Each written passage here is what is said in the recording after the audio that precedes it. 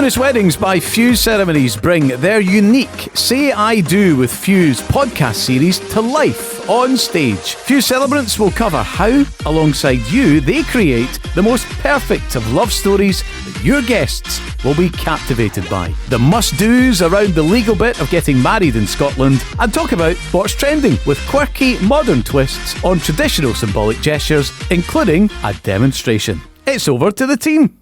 Good afternoon, everyone. Welcome to the Let's Talk Tie the Knot stage. My name is Beth. I'm editor of wedding magazine Tie the Knot Scotland. You can pick up a copy at the end of the area here, or come and see us up on stand G58. So up next, we have two celebrants from Fuze Ceremonies, Pauline Muir and Paul Browett. They're here this weekend on stand G4, just down by the exit down there. Fuze Ceremonies is a not-for-profit organisation that offers humanist weddings and 100% bespoke ceremony scripts spun by sensational celebrants that completely reflect the client. Its celebrants deliver engaging, entertaining and personality-packed ceremonies that reflect their clients' individuality and tell their tale. I'll tell you about each of them. Pauline is also a weddings and events manager, so it's safe to say your ceremony is in very safe hands with her. After spending the last 7 years working with couples in city centre venues, coordinating different elements of their big day, she is delighted now to be able to help couples plan their ceremony. Paul here, with his tartan suits, kilts and rather curly moustache, Paul is sure to stand out from the crowd wherever he goes. With a background in business management, becoming a celebrant was a natural step for Paul. Much of his career has involved public speaking, and he's hosted celebrations and events, award ceremonies for hundreds of attendees.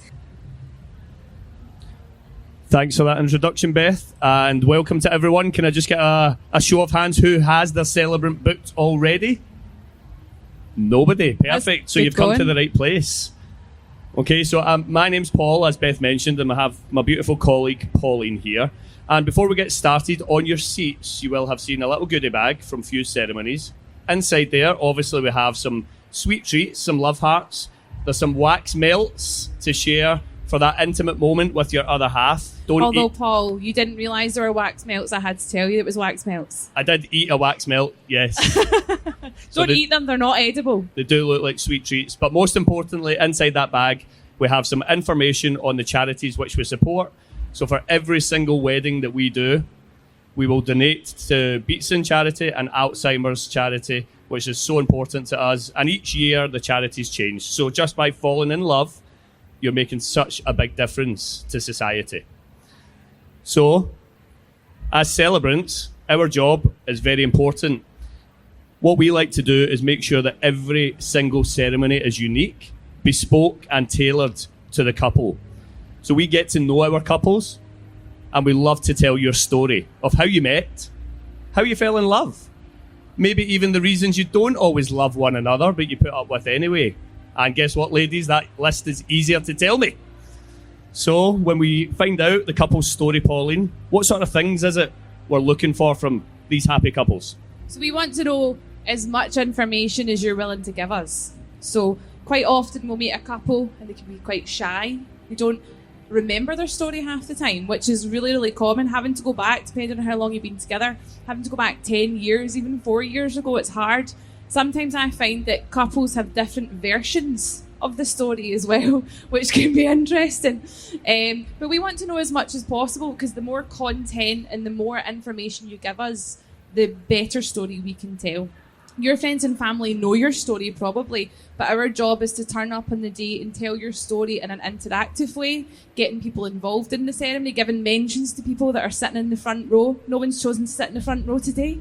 We'll not take it personally though, will we? So when we find out your story, I'm a huge believer in your ceremony being where the fun begins, not the boring bit before the party. And let's be fair, we've all been at weddings where you're perhaps looking at your watch thinking, when's this part going to be finished? And that just doesn't happen with a celebrant. So by getting to know you and knowing your family and friends, it really is where the fun begins. And not just that story is what's told, but we also build your ceremony to make sure that it's captivating and engaging for every single person. So at Fuze Ceremonies, we don't believe in cookie cutter scripts. Some other organisations will use an insert name here format. that doesn't exist with us. Instead, what we do is build around your story to make sure it lasts the right amount of time so that you're not feeling too overwhelmed by standing up there in front of these beautiful people. Now, it is your wedding day. You will be the centre of attention, but you should never ever feel like the centre of attention. So it's relaxed, it's fun, and it's bespoke to you guys. But the important part, and there is a very important part, without us, it would just be a very expensive party, let's be honest. So there are legalities that you have to do. So Pauline, what is the legal stuff? So, first thing that I think is always good is that we are there to help you. Does anybody know what the legal requirements are?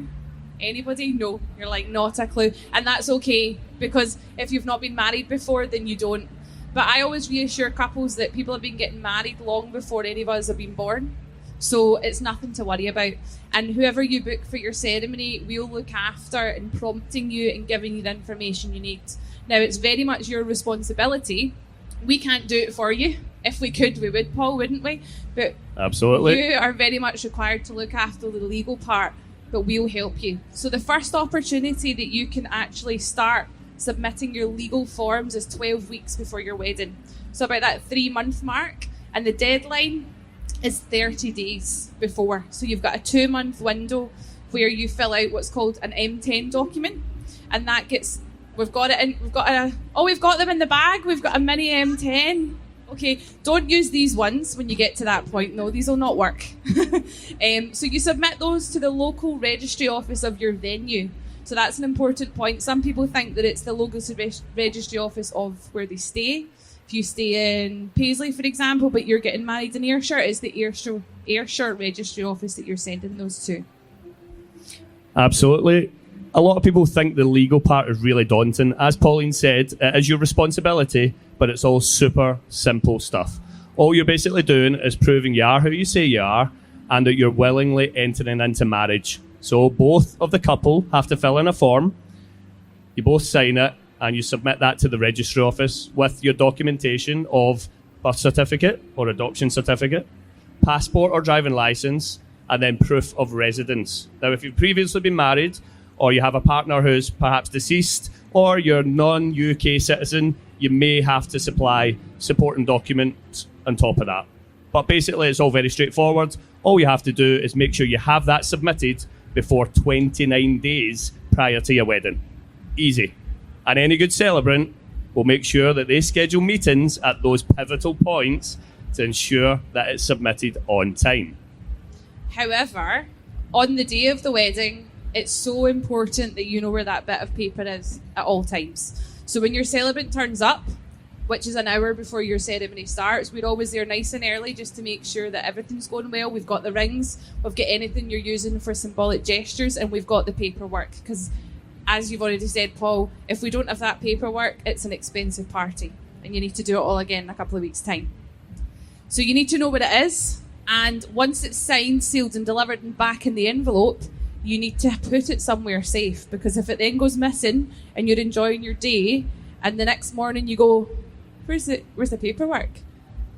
Again, you're going to have to do it all again. So it's so important that that bit of paperwork's either given to your venue. Some venues will pop it in the safe overnight so you can get it on checkout the next day. And if not, then give it to someone you trust in your family. Generally not the best man, though, I would say. Wouldn't recommend the best man. Never ever the best man. So as we mentioned, the story is a central part. That's what makes it fun. That's what makes it engaging. But also we want to captivate your audience. And a great way of doing that, getting other people involved, is the addition of symbolic gestures. So these are gestures which symbolise two people coming together as one, two families coming together as one, and they can be very interactive. So for example, a very popular symbolic gesture in Scotland is a hand fasting. So that's where the term tying the knot originates from. And historically, we would have had one piece of tartan symbolising that a bride is entering into a groom's clan in marriage. However, in more modern times, any two people of age that love one another can get married in Scotland. So both are represented equally with their own choice of fabric. Now, that may be two family tartans, perhaps, or it might be fabric matching what each individual is wearing. And I'm sure some of the kilt stores will be happy to supply hand-fastened tartans. However, there are other variations. A lot of people have seen a hand fasten before. They want to mix it up. They want to make it a little bit different. So what sort of things do you do, Pauline? So my favourite thing is that, before your final alterations for the brides, if you speak to your alterations company and say that you're wanting to do the hand fasten and you'd like to use a section of your dress, then there's always loads of bits of material that they can keep for you. And as long as it's similar length and similar kind of size to the tartan that you might have from the groom's kilt, then it works perfectly. And it's a nice keepsake. So once you've tied the knot on the day, you get to take it home with you. Some people put it on their top table, or it can sit on your cake for the rest of the day. But it's something you get to take away in a memory of the wedding day and the ceremony that you've had. So I personally think a section of the dress is a really nice personal touch for the hand fasten. Yeah, it's a great way of involving other people. So any couples who have kids, they can also come forward with their own colours of ribbon, and it shows that they forever intertwine the couple together. You may also want to have different fabrics. I mean, I've had hand fastens where it's been 2 different Harry Potter ties because they've been huge Harry Potter fans. 2 football scarves, which have united both sides of the room, which can sometimes be interesting. But it certainly breaks the ice and it tells a story. Everything in your wedding day should tell a story because it is a love story after all. I've had family members' scarves as well, so if there's a grandparent that's no longer there, it's a nice way to give them a nod during the ceremony. And as much as you're symbolising the coming together of 2 people or a family, it's the coming together of the 2 families on the day. So that's a really nice nod to people that are no longer with us and people that you would want to be there during the ceremony. Absolutely. Another fantastic symbolic gesture, particularly in Scotland, is a drinking from the quaich. And this is a small silver cup. Doesn't always have to be silver, can be pewter, can be made of wood.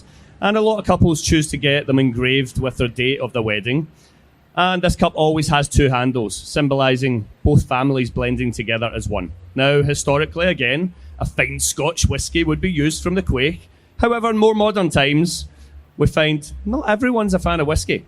So you might want to use a drink that perhaps takes you to a place in time, a memory together. Is it perhaps a holiday, a celebration, or maybe even Scotland's second favourite drink, Iron Brew or Buckfast? Who knows? But it should always be personal to you guys and should take you back to a point of origin. And that's the thing. If you can think of something, for example, what drink did you have on your first date together? Was it a French martini? Was it a gin and tonic? We can then tie in the story of why you've chosen that drink. Other than the fact that you just don't want to drink whiskey on your wedding day. But it just makes it so personal. I also had a couple who had 2 young boys. So they had a fruit shoot from the quaich because they wanted the boys to be able to drink from it. So it was family friendly. Great idea. Not as fun as an alcoholic drink, but the wee ones got involved and it meant that it was fun for everyone involved. Absolutely. So you will see on all of your bags and the intro that you had, we do have a podcast, the I Do podcast with Fuze Ceremonies. And each episode talks about different elements in your ceremony that you can include. That ranges from people getting married in hotels to at the top of a mountain and all of the things that you can include. So if you've got a little time in your hands, you've got a drive perhaps, it's a great podcast to listen to and find out all of those little details. And you can pinpoint the things that you need to know so you're not listening to stuff that you already know.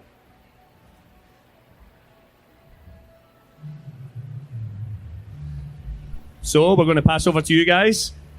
Any questions? Who would like to ask something about a wedding ceremony that you don't already know? Stick your hand up and I can run over with the mic. Has anyone not been to a wedding ceremony in Scotland? Oh, well, that's a good start. So we've all seen a wedding. Right, somebody pop their hand up, ask us a question. You must want to know something. When's your wedding day? You're well married? Well, we do vow renewals as well, you'll be happy to know. 43 years, congratulations. I've got a question actually. Fire away, Beth. You mentioned obviously you've got to keep a close eye on the paperwork. When do you need to, what's the process of collecting the paperwork from the registrar? How does that all work? So once you've submitted your paperwork prior to the 29 days, you'll be allocated an appointment within the week of the wedding. So somewhere in that 7 days prior to the wedding, one of the couple has to collect that paperwork. Not both of you. A lot of people think it has to be 2 people taking their day off work. One of you collects that, you bring it on the day, that's what we sign, and then after the wedding you have 3 days to hand it back in. And then do you collect the paperwork, or is it just got to be the bride or groom? It has to be one of the happy couple. However, anyone can hand it back in on their behalf. Understandably, most couples want to hand it back in themselves to make sure it gets there safely. However, one of the couple has to collect it, yeah. I always recommend, if a couple don't live in the area that they're getting married in, make it a job for the next day. Once you've had a nice breakfast and you've had a wee, coffee to wake yourself up again, get in the car and just go and deliver it, because once it's done and you don't have to worry about it again. But anyone can do it for you, but it's a nice thing to do it together as well. I encourage anybody that's getting married in the city centre. The local registry office is the city chambers, so it's just round the corner from your venue if you're in the city centre.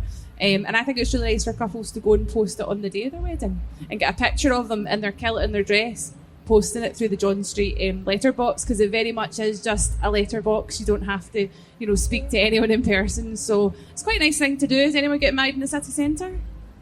No? Okay. Thanks for that information anyway. That was great, Pauline. Any other questions? Who would like to know something? Normally our meetings are filled with questions and we navigate you through those conversations, so there shouldn't be any questions. So hopefully today's been informative. But if you do have any questions, feel free to come and chat with us. We are a group of celebrants who are available all over Scotland. So wherever your venues are, you will find your perfect match with Fuze Ceremonies. It's really easy to find out which of the Fuze Ceremony celebrants is available on your date. Just head to fuzeceremonies.co.uk and pop your wedding date and location into their availability checker. You'll instantly see which celebrants are available on your date, and you can then arrange a free, no-obligation chat. Be sure to download the free Say I Do with Fuze podcast series on Spotify for essential tips on all aspects of your wedding day, from symbolic gestures to readings, poems, music, and much, much more, plus that all-important legal side of getting married in Scotland. And by booking through Fuze Ceremonies, a portion of your fee goes to our 2 nominated charities supported by our Fuze Foundation, the Beats and Cancer Charity and Alzheimer's Scotland. Find out more at fuzeceremonies.co.uk or search for us on Facebook or Instagram. And happy planning!